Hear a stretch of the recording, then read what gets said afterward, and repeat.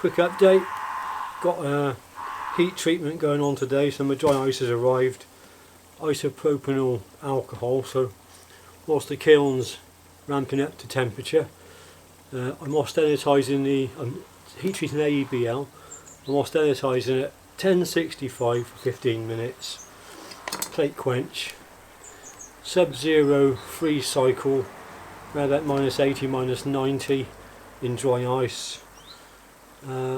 And I do know that liquid nitrogen goes down to -196, not -240. So dry ice does the trick for me. Got to be careful not to get cold too.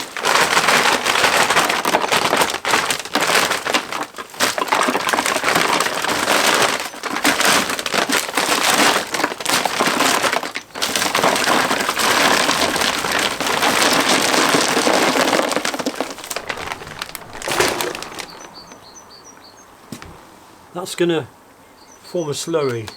You can handle it very quickly, but you don't want to be holding it for too long. So that's going to form a nice slurry. So these are the blades I'm heat treating. They're all prepared with the anti-scale.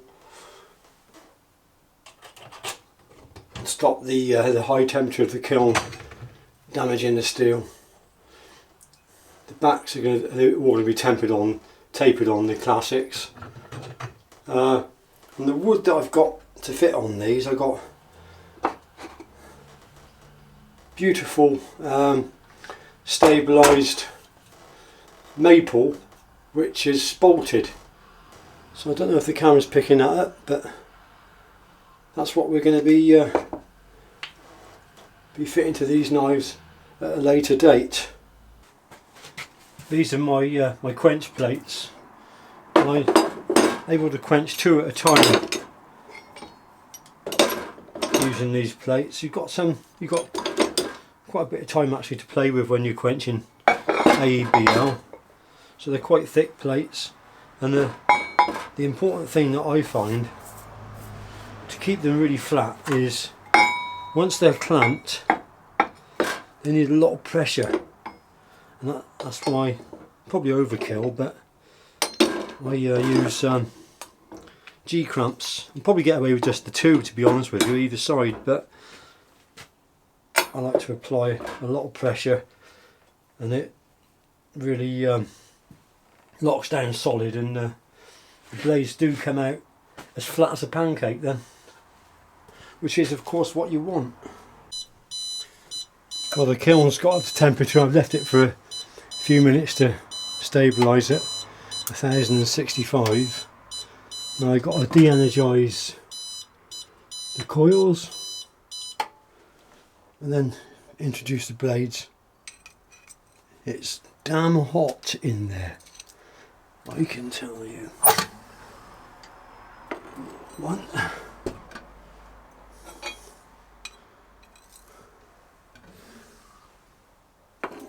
2,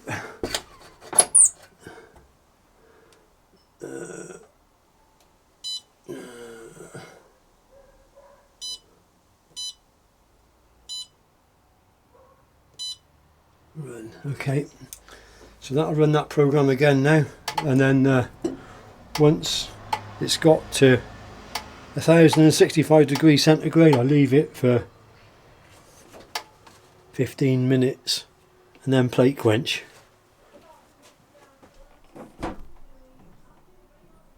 You can see how it's dropped it down just by introducing the cold steel, and it's still going down now. It will drop for a little bit because the steel is absorbing the heat.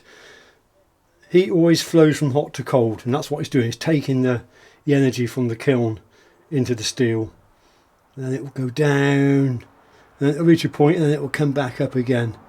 And when it comes back up to 1065, that's when you time your soak. So it's beginning to slow down now. Yeah, it's coming back up again now. It's a slow process. and you just got to go with it. Yeah, it's climbing again.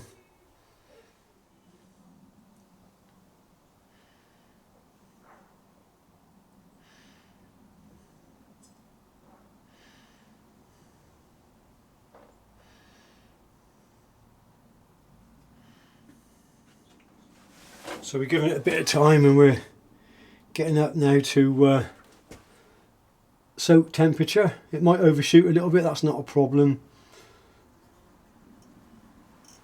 So I'm going to start my 15-minute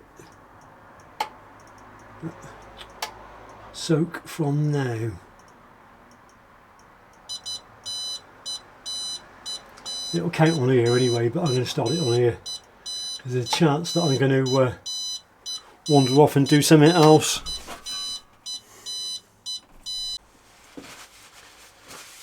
Okay, that's now had its soak, so it's time to get in there and pull them out and quench them.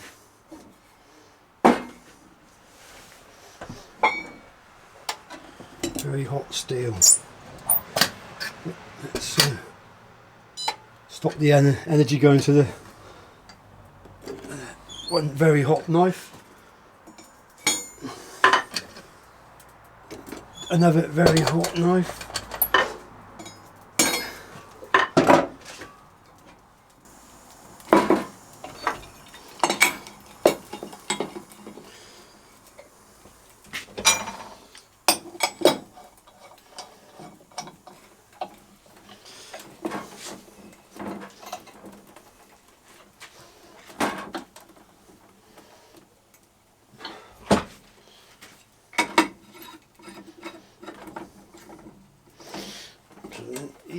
Clamping pressure.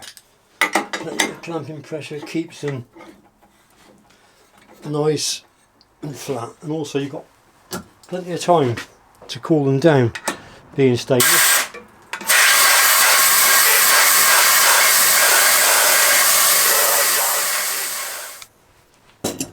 So that's it. You can feel the heat coming up through the plates,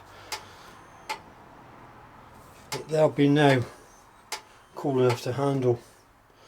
See, as you can see, I've got a lot of clamping pressure.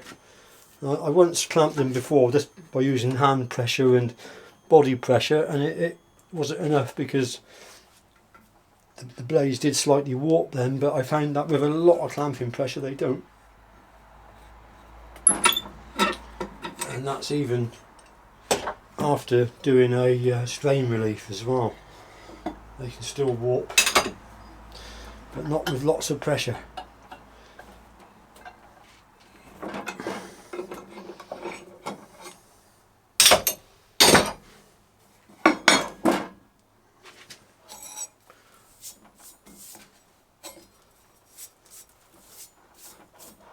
So they will be nice. They're warm to the touch, but they are, I can tell, they're lovely and flat.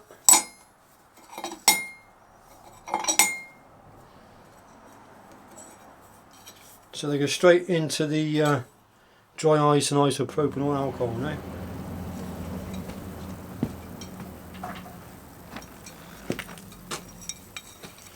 In they go.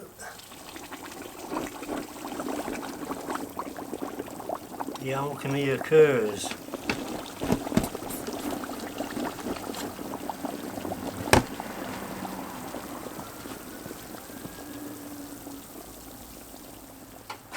I forget to say is between every cycle I clean off the plates, cool them down, and they're ready to go again. You've got 15 minutes to achieve that. They're currently at 20 degrees C, 18 degrees C, so it's brought them right back down to more or less ambient temperature. That basically concludes this video. The knives are in the tempering oven now. They've got two 2-hour tempers. So it's now 5 o'clock, 6, 7, 8, 9. We've called them off 10 o'clock this evening by the time I finish all that. So it's been a long day. I've been on the go since, when did I start the heat treat? I don't know. I finished the leather work this morning, and I did the heat treat when the ice arrived. So I've been on the go from 8:30, and I shan't lock up until gone 10:30 tonight. My dog's here. But I just wanted to bring in this one last little clip. The leather work, almost completed all the leather work for the sheaves. There's the two hunter-gatherer sheaves. These are the sheaves for the whittlers. Whittler sheaves. Classic sheaves. So I've been busy working away, finishing these sheaves off. They all need to be wet formed at the moment. They're all just stitched together. They've got to be wet formed to each individual knife. Got the two sheaves to build up still for the camp knives and their welts. That's them there. So I got those to do. And I got the little